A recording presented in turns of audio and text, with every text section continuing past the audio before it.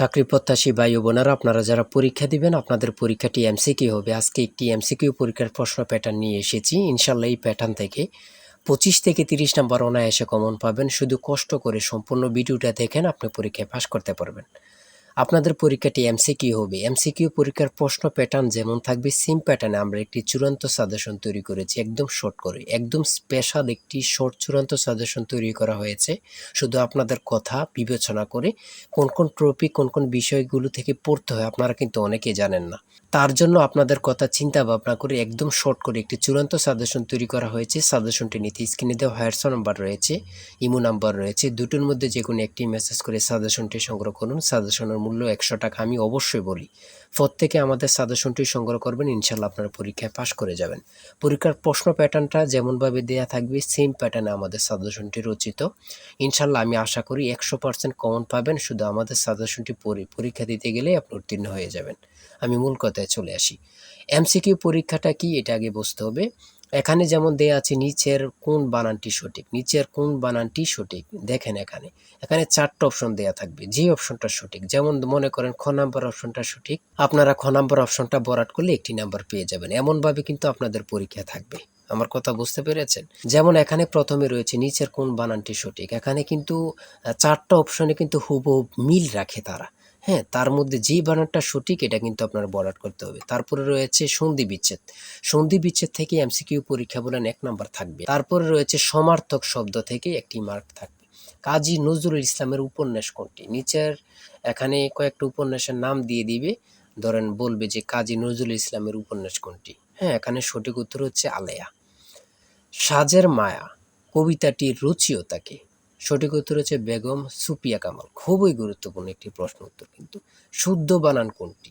শুদ্ধ বানান কোনটি? গুরুজনে ভক্তি করে, এখানে গুরুজনে কোন কারক? কারক থেকে অবশ্যই প্রশ্ন থাকে, যে কোনো পরীক্ষায় বলেন। তারপরে সমাজ থেকে প্রশ্ন থাকবে। হ্যাঁ, 10 নম্বরে রয়েছে নিচের কোনটি নিত্য পুরুষবাচক শব্দ? তাই বলি অবশ্যই আমাদের চ্যানেলটি সাবস্ক্রাইব ও পেজটি ফলো দিয়ে রাখবেন। কেন? পরীক্ষার নোটিশ, পরীক্ষার রেজাল্ট, পরীক্ষার প্রশ্ন সমাধান, যাবতীয় সকল তথ্য সবার আগে আমরা ভিডিও আপলোড দিয়ে রাখি। আপনি যদি চ্যানেলটি সাবস্ক্রাইব, পেজটি ফলো দিয়ে রাখেন, সবার আগে চলে যাবে আপনার কাছে নোটিফিকেশন। মনে করেন আপনি পরীক্ষা দিয়েছেন, পরীক্ষার প্রশ্ন সমাধান দেখিয়ে দিব, তারপরে রেজাল্টের অপেক্ষা করা লাগবে না, আমাদের চ্যানেলে পেয়ে যাবেন, সকল তথ্য পেয়ে যাবেন। এবং কি নতুন নতুন চাকরির তথ্য পেয়ে যাবে। সার্কুলার দেওয়ার সাথে সাথে আমাদের চ্যানেলে আপলোড দেওয়া হবে। আপনি শুধু আমাদের চ্যানেলটি সাবস্ক্রাইব, পেজটি ফলো দিয়ে রাখলে সবার আগে চলে যাবে আপনার কাছে নোটিফিকেশন। তাই অবশ্যই চ্যানেলটি সাবস্ক্রাইব, পেজটি ফলো দিয়ে আমাদের মেম্বার সদস্য হয়ে আমাদের সাথে থাকবেন। হ্যাঁ, এমনভাবে কিন্তু আপনাদের পরীক্ষার প্রশ্ন প্যাটার্ন থাকবে। 11 নম্বরে কি রয়েছে আমরা দেখি। 11 নম্বরে রয়েছে উজানের কই বাগধারাটির অর্থ কি? অর্থাৎ বাগধারা থেকে আপনাদের একটি প্রশ্ন থাকবে।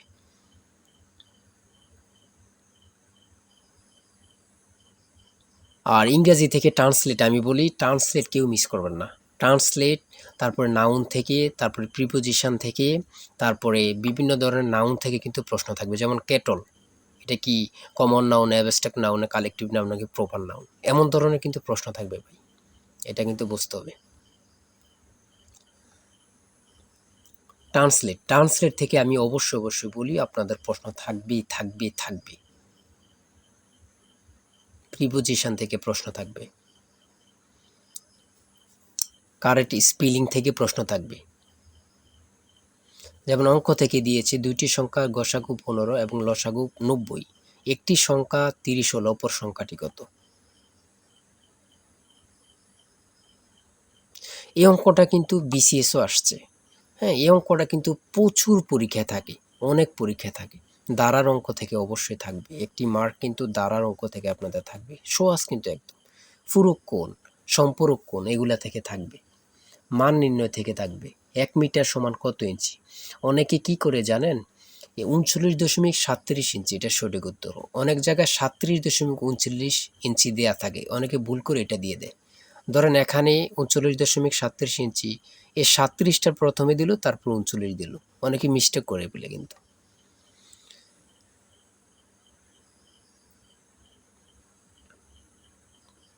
প্রশ্নগুলো কিন্তু একদম ইজি আসবে। হ্যাঁ, কিন্তু আপনারা সকলেই কিন্তু ভালো বোঝেন। একটা সহজ গাইডলাইন সাজেশন পান না বলেই কিন্তু আপনারা ভালোভাবে প্রিপারেশনটা মজবুত করতে পারেন না।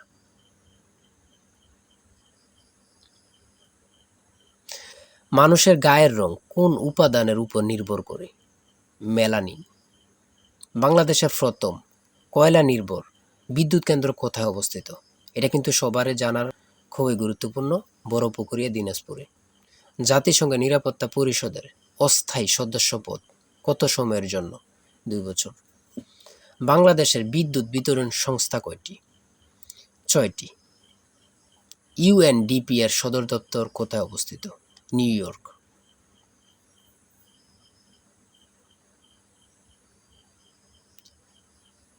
ইসরায়েলের আইনসভার নাম কি? এটা কিন্তু আসতে পারে, কারণ ইসরায়েল সব সময় কিন্তু ভাইরালের মতন হয়ে থাকে আমাদের মুসলমানদের জন্য।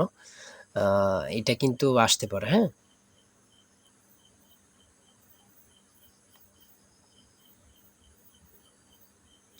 59 নম্বরে রয়েছে গণতান্ত্রিক মূল্যবোধের ভিত্তি কোনটি? উদারতাবাদ। সর্বশেষ রয়েছে 60 নম্বরে সুপ্রিম কোড হলো একটি কোড অব রেকর্ড। এ কথা উল্লেখ আছে কোন সংবিধানে? 108 নং অনুচ্ছেদে কিন্তু উল্লেখ রয়েছে। এতটুকুই, ঠিক আছে। এমসিকিউ পরীক্ষা মানে এতটুকুই। আমি অবশ্যই বলি, প্রত্যেকে আমাদের সাজেশনটি সংগ্রহ করবেন, একজনও মিস করবেন না। আমি বলি যারা আমাদের এই ভিডিওটি দেখতেছেন, একজনও মিস করবেন না, প্রত্যেকে সংগ্রহ করে A to Z পড়ে যাবেন, আপনাদেরকে কেউ আটকে রাখতে পারবে না। আর আমাদের চ্যানেলটি সাবস্ক্রাইব করে রাখবেন, পরবর্তী আরেকটি প্রশ্ন আপডেট দিলেই কিন্তু চলে যাবে আপনার কাছে নোটিফিকেশন। আর আপনার যে কোনো তথ্য জানতে কমেন্টে লিখুন। সবাই ভালো থাকবেন, সুস্থ থাকবেন, আল্লাহ হাফেজ।